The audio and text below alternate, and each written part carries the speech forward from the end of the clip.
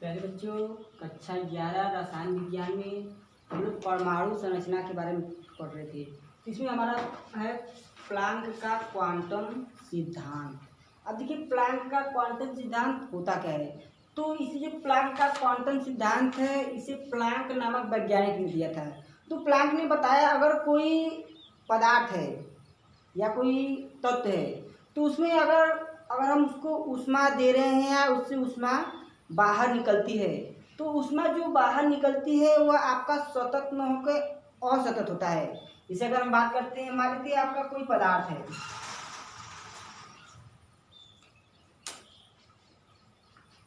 जिसे आपका यह कोई पदार्थ गया, अगर इसे हम विकिरण ऊर्जा अर्थात विकिरण ऊर्जा अगर हम प्रकाश के रूप में दें, मान लीजिए इसने हमें प्रकाश ऊर्जा दिया।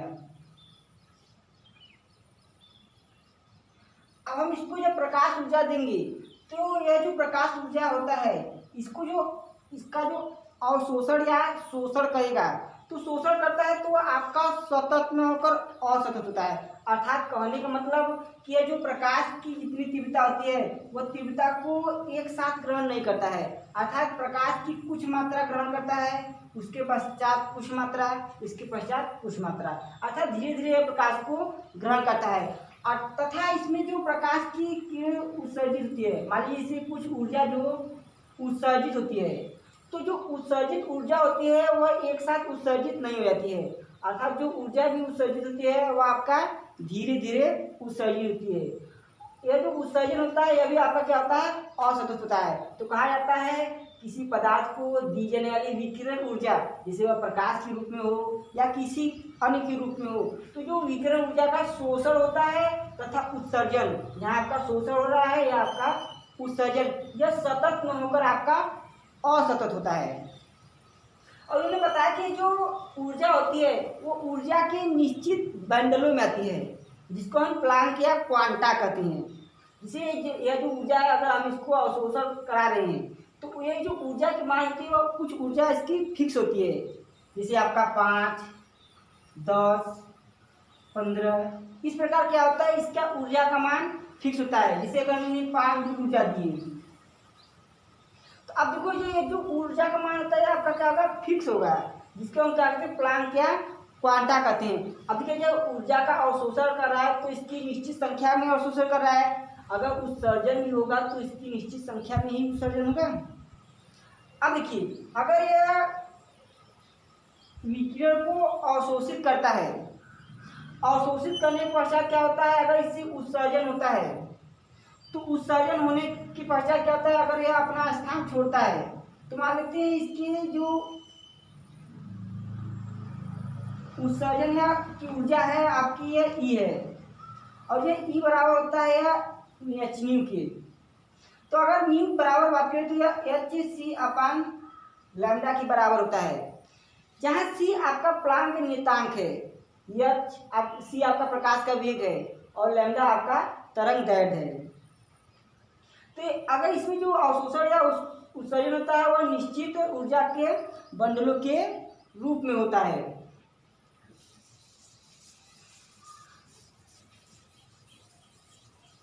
अब देखो उन्होंने बताया अगर कोई, जिसे अगर हम कोई परमाणु ले लेते हैं, अगर परमाणु में ऊर्जा का उत्सर्जन हो रहा है तो मान लीजिए E1 ऊर्जा है और ये आपका E2 ऊर्जा है। तो जो E1 ऊर्जा है वह आपका निम्न ऊर्जा स्तर है, जो E1 है वह आपका निम्न ऊर्जा स्तर है, निम्न ऊर्जा स्तर है, जबकि जो E2 है वह आपका उच्च ऊर्जा स्तर है, उच्च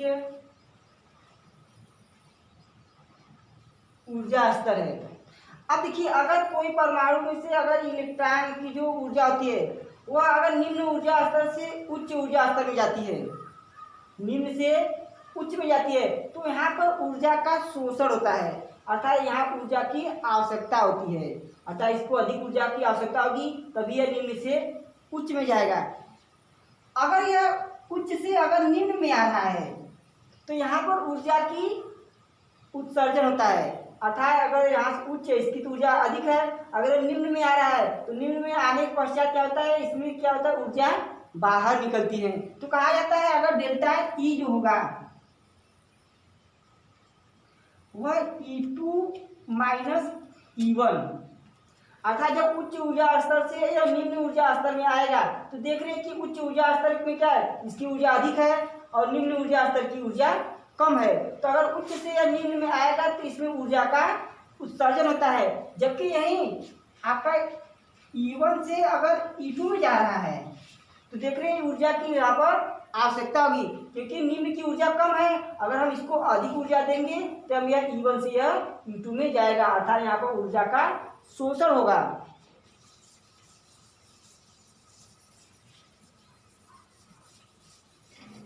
इसके बाद हमारा है हाइड्रोजन स्पेक्ट्रम।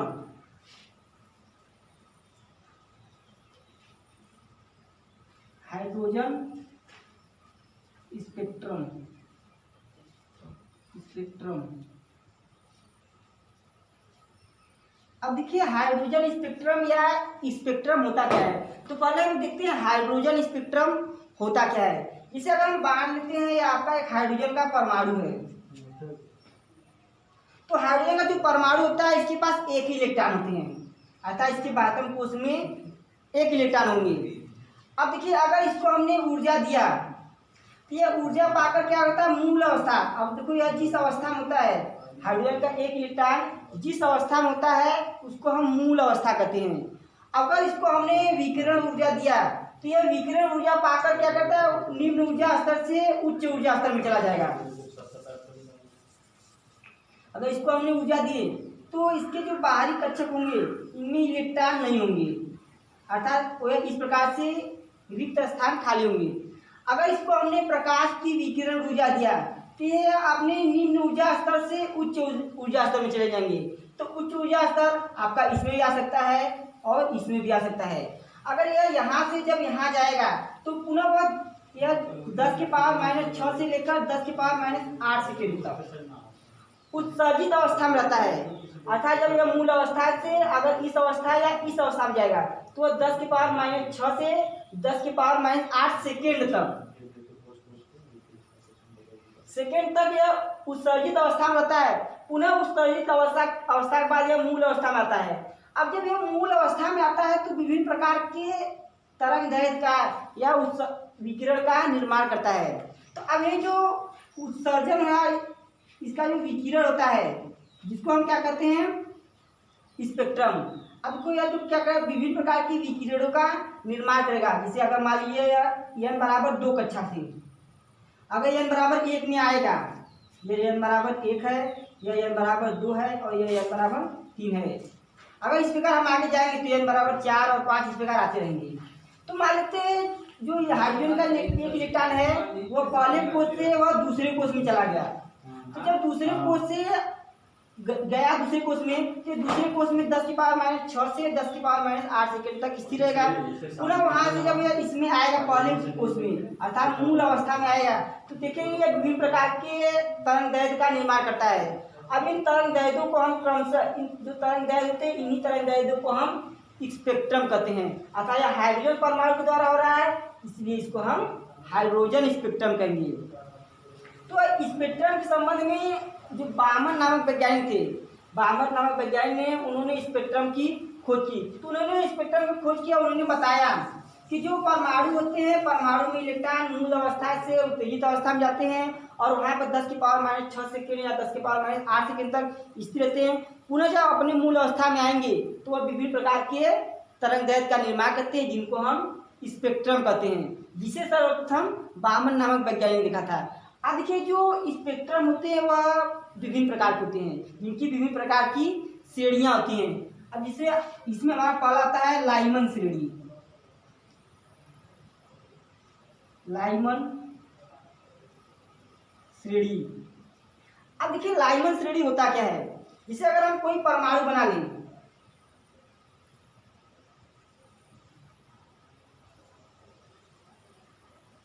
इस प्रकार से हमारा यह परमाणु हो गया।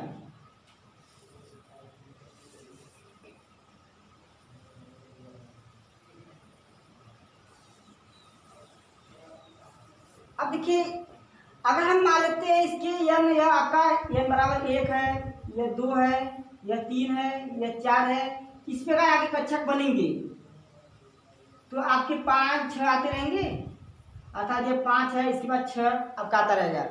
तो मान लीजिए आपका कोई इलेक्ट्रॉन यन बराबर 1 कोश से, यन बराबर 1 कोश से उत्सर्जित हुआ, अर्थात इसको हमने विकिरण की ऊर्जा दिया, तो विकिरण की ऊर्जा जो पाएगा तो यह किसी भी कक्षक 2 3 4 5 किसी भी कक्षक में चला जाएगा। मान लीजिए यह आपका इस कक्षक में गया, मान लीजिए इसमें चला गया, इसमें चला गया, इसमें चला सकता है। अब देखिए, अगर यह ऊर्जा पाएगा तो इसमें भी जा सकता है, इसमें भी जा सकता है, इसमें जा सकता है, या इसमें भी जा सकता है। अब यदि यह उत्सर्जित अवस्था से पुनः जब मूल अवस्था 1 में आता है, अर्थात यन बराबर 2 3 4 या 5 से यन बराबर 1 में, यन बराबर 1 में जब यह प्रवेश करेगा तो यह जो श्रेणी होती है, अगर यन बराबर या 2 से यन बराबर 1 में प्रवेश कर रहा है तो भी लाइमन होगा, यन बराबर 3 से 1 में प्रवेश करेगा तो भी लाइमन होगा, 4 से 1 में प्रवेश करेगा तो भी, और 5 से करेगा तो भी यह लाइमन श्रेणी होगा।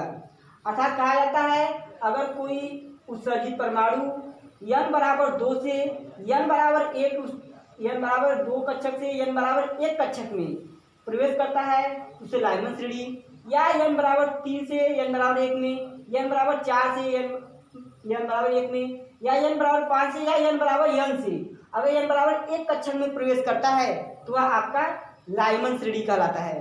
अर्थात यह जो श्रृंखला हमको प्राप्त होगी यह हमारी लाइमन होगी, लाइमन श्रेणी। अब देखिए यहाँ से जो उत्सर्जन, यहाँ से उत्सर्जित जो भी इसमें आएगा तो एक तरंग दैर्घ्य का निर्माण करता है, जिस तरंग दैर्घ्य को हम लैम्डा कहते हैं, अर्थात 1 lambda equal to R H 1 n1 का स्क्वायर माइनस 1 n2 का स्क्वायर। अब देखिए जहां n1 बराबर सिर्फ 1 होगा और n2 बराबर, देखिए यहाँ आप इसको हम n1 मान ले और ये आपका n2, तो n1 बराबर सिर्फ पहले कक्षा के लिए होगा और n2 बराबर 2 3 4 5 डॉट डॉट डॉट आपकी किसी भी कक्षा के लिए हो सकती है। तो यह जो श्रेणी होगी आपकी लाइमन श्रेणी, या इसको हम लिखना चाहें तो 1 lambda equal to R H 1 का स्क्वायर माइनस 1 n का स्क्वायर, n2 का स्क्वायर। अब देखिए यहाँ पर n बराबर 1 रखे हैं, अब n2 बराबर हम कुछ भी रख सकते हैं, 2 3 4 5 6 कुछ भी रख सकते हैं, तो जितना हम मान रखेंगे वो आपका लाइमन श्रेणी के लिए तरंग दैर्घ्य का मान आएगा। अब दूसरा हमारा है बामन श्रेणी, बामन श्रेणी। अब देखिए बामन श्रेणी में कहा जाता है कि अगर कोई परमाणु दूसरी कक्षा में स्थित हो, दूसरी कक्षक में उपस्थित हो, अगर इसको ऊर्जा दिए तो यह तीसरे में जा सकता है, चौथे में जा सकता है और 5वें में जा सकता है, या फिर 6वें में जा सकता है। जिसे अगर हम इसमें कक्षा और बना दें तो 6वां कक्षा हो जाएगा। अगर यह 2 से और यह 3 से 1 में आता है, या 4 से 1 में आता है, या 5 से 1 में आता है, तो यह जो श्रेणी हमको प्राप्त होगी यह पूरी श्रेणी, तो यह जो पूरी श्रेणी है हमारी बामन श्रेणी कहलाती है, बामन श्रेणी। तो कहा जाता है यदि कोई इलेक्ट्रॉन n बराबर 2, n बराबर 3, n बराबर 4, n बराबर 5 या n बराबर n से n बराबर 2 कक्षक में प्रवेश करता है तो जो श्रेणी हमको प्राप्त होती है वह बामन श्रेणी कहलाती है। तो बामन श्रेणी के लिए अगर हम तरंग दैर्घ्य की बात करें तो 1 lambda equal to R H, जहाँ आर एच आपका एक नियतांक है, 1 n1 square minus 1 n2 square. अब देखिए जहां बामन श्रेणी के लिए, बामन श्रेणी के लिए अब देखिए बामन श्रेणी के लिए जो n1 का मान होता है वह आपका 2 होता है और n2 का जो मान होता है वह आपका 3, 4, 5 डॉट डॉट डॉट आपके रहेंगे। अर्थात n1 का मान 2 से रहेगा और n2 का मान 3 से लेके अनंत तक हो सकता है। इस प्रकार की जो श्रेणी होती है वो आपकी बामन श्रेणी कहलाती है। इसके बाद तीसरा हमारा है पाश्चन श्रेणी। पाश्चन श्रेणी, तो पाश्चन श्रेणी के लिए कहा जाता है अगर कोई इलेक्ट्रॉन n बराबर 3 उपकोष से उत्सर्जित होगा। अगर मान लीजिए कोई इलेक्ट्रॉन यहाँ n बराबर 3 उपकोष में है, अगर इसको हमने विकिरण की ऊर्जा दिया n बराबर 4, n बराबर 5, n बराबर 6, मान लीजिए इसके बाद आपका छठवां कक्षक किस प्रकार से है, n बराबर 6 कक्षक में चला जाए। अब कक्षक में n बराबर 4, n बराबर 5 और n बराबर 6 कक्षक में जाएगा तो पुनः वह 10 की पावर माइनस 6 से 10 की पावर माइनस 8 सेकंड के पश्चात वह पुनः n बराबर 3 कक्षक में जाएगा। अर्थात जब n बराबर 4 से n बराबर 3 में, n बराबर 5 से n बराबर 3 में या n बराबर 6 से n बराबर 3 में प्रवेश करेगा, यह जो इतनी श्रेणी हमको प्राप्त होगी यह हमारी पाश्चन श्रेणी कहलाएगी। पाश्चन श्रेणी। अगर हम पाश्चन श्रेणी के लिए तरंग दैर्घ्य की बात करें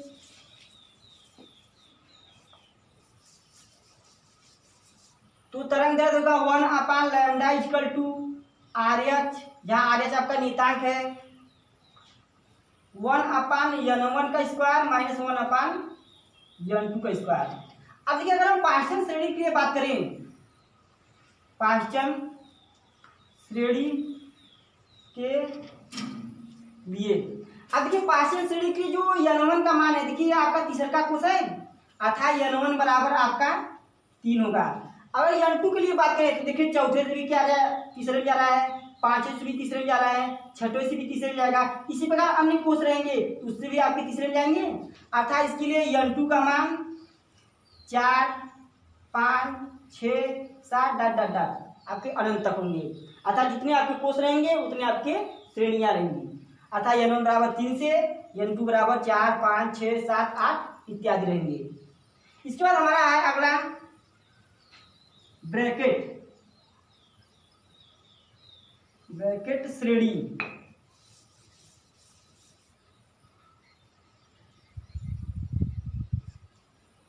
अब देखिए ब्रैकेट श्रेणी के लिए कहा जाता है अगर कोई इलेक्ट्रॉन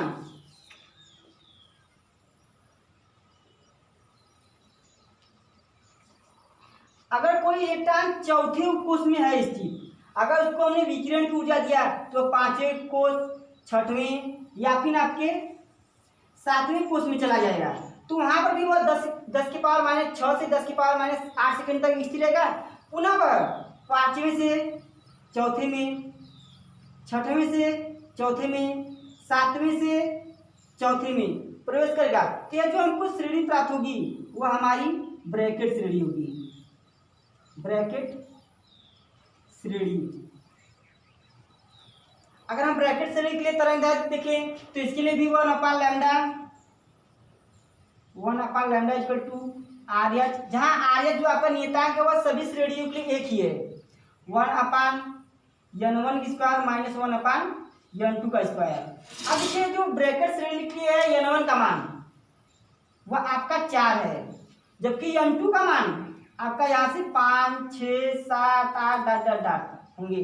अर्थात n बराबर 5 से n बराबर 4 में जा सकता है, n बराबर 6 से 4 में, 7 से भी 4 में और 8 से। अर्थात इस प्रकार कक्षक बढ़ते जाएंगे तो n बराबर n से भी वह n बराबर 4 कक्षक में प्रवेश करेगा। तो वह जो श्रेणी होगी हमारी ब्रैकेट श्रेणी होगी। इसके बाद हमारा अगला है फ्यूंड श्रेणी। फ्यूंड श्रेणी। तो अब देखो फ्यूंड श्रेणी भी कहा जाता है यदि अगर कोई इलेक्ट्रॉन n बराबर 5वें उपकोष में स्थित हो, n बराबर 5वें कोष में स्थित हो, 5वें कोष में, तो अगर इसको हम विकिरण की ऊर्जा देंगे तो 6वें, 7वें, 8वें, 9वें कक्षा में जाएगा और वह पुनः 10 की पावर माइनस 6 से 10 की पावर माइनस 8 सेकंड रहने के पश्चात वह पुनः 5वें में, n बराबर 6 से 5 में, n बराबर 7 से 5 में, n बराबर 8 से 5 में प्रवेश करेगा। तो जो हमको श्रेणी प्राप्त होगी वह श्रेणी हमारी फुंड श्रेणी होगी। अगर इसके लिए हम तरंग दैर्घ्य देखें तो 1/λ = RH 1/n1 - 1/n2 का स्क्वायर। अब देखिए जो पूर्ण श्रेणी के लिए n1 का मान होगा वह आपका 5 होगा, जबकि n2 का मान जो होगा वह 6, 7, 8 डॉट डॉट डॉट होंगे। अर्थात इस प्रकार से जो हमको श्रेणी प्राप्त होंगी वो आपके लाइमन, पास्टन, लाइमन, बामन, पास्टन, ब्रैकेट, पुंड और छठा आता है हमारा हम्फ्री श्रेणी। तो हम्फ्री श्रेणी को हमको यहाँ पर नहीं पढ़ना है, तो हमको यही 5 श्रेणी यहाँ पढ़ना है। उसके बाद प्यारे बच्चों हम अगले वीडियो में पढ़ेंगे।